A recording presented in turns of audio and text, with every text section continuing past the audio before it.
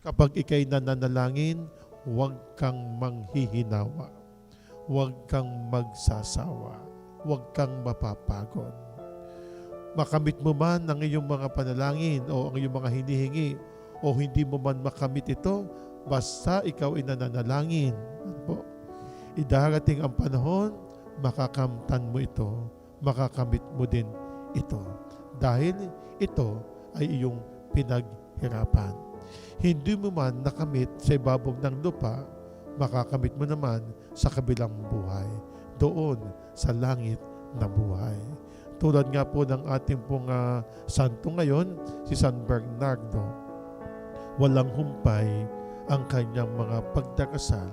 Walang humpay ang kanyang mga gawang mabubuti para sa ikaunlad ng pananampalataya. Hindi lamang para sa kanyang sarili, bagkus para po sa buong sanlibutan. Ang pagsunod natin sa ating Panginoong Diyos, ito po ay mahirap, subalit madali sa bandang huli.